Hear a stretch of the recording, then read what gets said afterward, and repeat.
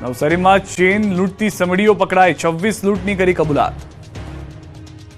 નવસારી પંથકમાં રોડ પર ચાલીને જતી મહિલાઓના ગળામાંથી સોનાના ચેન ખેંચી ભાગી જતી ટોળકી પકડાઈ છે। નવસારી પોલીસે ચેન સ્નેચિંગ કરતી સમડીઓને પકડી પાડી છે। વૃદ્ધ મહિલાઓને ટાર્ગેટ કરી ચેન સ્નેચિંગ કરતી ટોળકીના 2 સભ્યો ઝડપાયા। 26 જેટલા લૂંટ, ચેન સ્નેચિંગ, વાહન ચોરી, મોબાઈલ ચોરીને ગંભીર ગુનામાં સંડોવાયેલા 2 આરોપીને ઝડપી કાર્યવાહી કરી। બંને આરોપીઓ ધવલ પારેખ અને કાનુચરણ ઘનશ્યામ બધાઈની સુરતના સાયણથી ધરપકડ કરી। નવસારીમાં અને બિલીમોરામાં રોડ પર સોસાયટીમાં ચાલીને જતી મહિલાઓને આ શખ્સો ટાર્ગેટ બનાવતા હતા। બિલીમોરામાં 5 મહિના પહેલા સાંજના સમયે વૃદ્ધોને ટાર્ગેટ કરી હતી, જેમાં વૃદ્ધા નીચે પટકાતા ઇજાગ્રસ્ત થઈ હતી। દ્રશ્યોમાં જોઈ શકાય છે કે એક વૃદ્ધા ચાલીને જઈ રહ્યા છે ત્યારે બાઇક પર 2 શખ્સો આવે છે અને વૃદ્ધના ગળામાંથી સોનાનો ચેન ખેંચી ફરાર થઈ જાય છે। મહિલા જમીનદોસ્ત થાય છે। બંને આરોપીઓ પાસેથી કુલ 2,40,500નો મુદ્દામાલ કબજે કરાયો છે। મચ્છરને મારવાના મશીનથી અમદાવાદમાં ઘર સળગી ઉઠ્યું।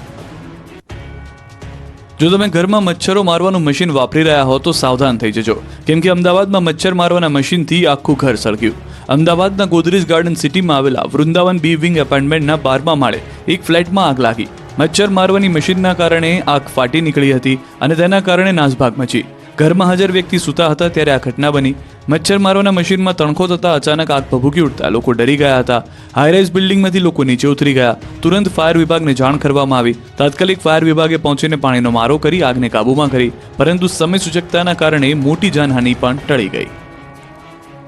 ફરી એકવાર વિજય ભગત અને નરેન્દ્ર બાપુ સામસામે આવ્યા। નરેન્દ્ર બાપુ સીધા જ સત્તાધાર પહોંચ્યા। અહીં દર્શન કર્યા બાદ તેઓ સીધા જ વિજય ભગતને મળવા પહોંચ્યા, જ્યાં બંને વચ્ચે વાતચીત થઈ। આ દરમિયાન વિજય ભગતે કટાક્ષમાં કહ્યું કે હું બાપુ બનવાને લાયક નથી। છેલ્લા ઘણા દિવસથી ચોટીલા સ્થિત આફા ગીગાનો ઓટલાનો મહંત નરેન્દ્ર બાપુ દ્વારા વિજય ભગત પર વ્યભિચારના ગંભીર આરોપ લગાવાઈ રહ્યા છે। ખુલ્લામાં ચર્ચા કરવા માટે અનેક પડકાર ફેંકવા છતાં વિજય ભગત દ્વારા કોઈ પહેલ કરવામાં નથી આવી। આ દરમિયાન ખુદ નરેન્દ્ર બાપુ સત્તાધાર પહોંચ્યા, જ્યાં વિજય ભગતને ખુદને જઈને નરેન્દ્ર બાપુએ ચર્ચા માટે પડકાર ફેંક્યો। બીજી તરફ વિજય ભગત તથા આફા ગીગાના પરિવારજન તરફથી તમામ આરોપોને નકારી કાઢાયા છે। સ્થાનિક સ્વરાજની ચૂંટણીમાં કોંગ્રેસ અને આમ આદમી પાર્ટી વચ્ચે થશે ગઠબંધન, આપે દર્શાવી તૈયારી। સ્થાનિક સ્વરાજની ચૂંટણી જાહેર થતાની સાથે જે ફરી એકવાર કોંગ્રેસ અને આમ આદમી પાર્ટી વચ્ચે ગઠબંધન થવાનો ગણગણાટ શરૂ થયો છે। વિધાનસભાની ચૂંટણીની જેમ જ સ્થાનિક સ્વરાજની ચૂંટણીમાં પણ આપ અને કોંગ્રેસ સાથે લડી શકે છે। કોંગ્રેસ સાથે સ્થાનિક સંગ્રામમાં આમ આદમી પાર્ટી પણ મેદાને ઉતરવા તૈયાર થઈ ગઈ છે। સ્થાનિક સ્વરાજની ચૂંટણી પહેલા કોંગ્રેસ અને આપ ગઠબંધન મામલે એકબીજાને ખો આપી રહ્યા હોય એવો આભાસ થઈ રહ્યો છે।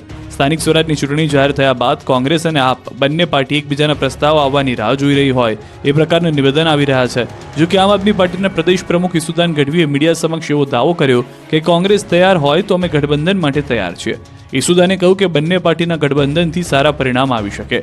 ગઠબંધન નહીં થાય તો આપ સ્વતંત્ર ચૂંટણી લડશે, પણ સવાલ એ પણ છે કે શું મીડિયામાં નિવેદનો આપવાથી ગઠબંધન થઈ શકે ખરા? અંતે 2 દિવસે અંકલેશ્વરના ખરોડ ગામેથી પકડાયો આદમખોર।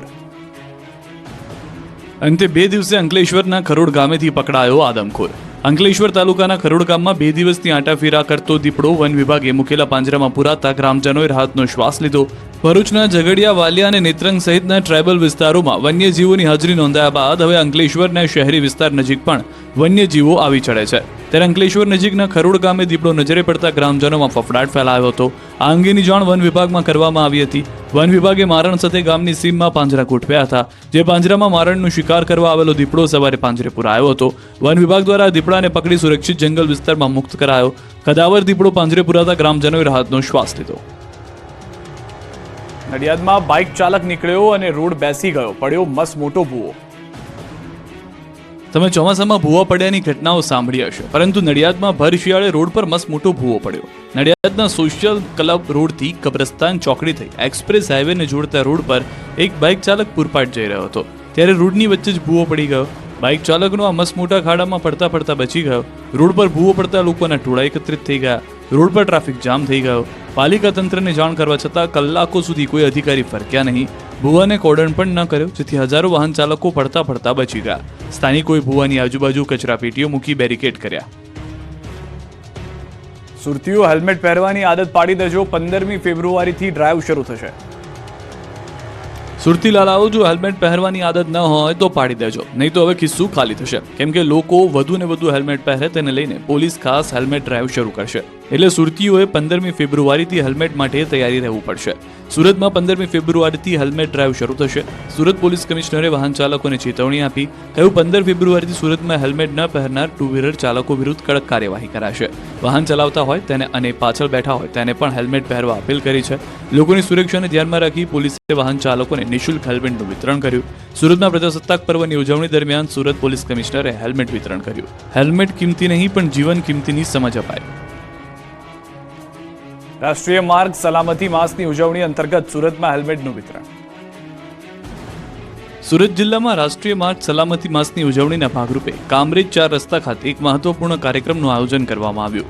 આ કાર્યક્રમમાં શિક્ષણ પ્રધાન પ્રફુલ્લ પાનસેરિયા અને સુરત જિલ્લા કલેક્ટર સૌરભ પારધીએ વિશેષ હાજરી આપી, જેમણે વાહન ચાલકોને હેલ્મેટનું વિતરણ કર્યું. સુરત ગ્રામ્ય પોલીસ વડા હિતેશ જોયસરે કાર્યક્રમમાં ઉપસ્થિત રહેલા વાહન ચાલકોને માર્ગ સુરક્ષા અંગે મહત્વપૂર્ણ માર્ગદર્શન આપ્યું. તેમણે અકસ્માતથી થતા આર્થિક, શારીરિક અને પારિવારિક નુકસાન વિશે વિસ્તૃત માહિતી આપી. કાર્યક્રમમાં બહોળી સંખ્યામાં વાહન ચાલકોએ ભાગ લીધો હતો.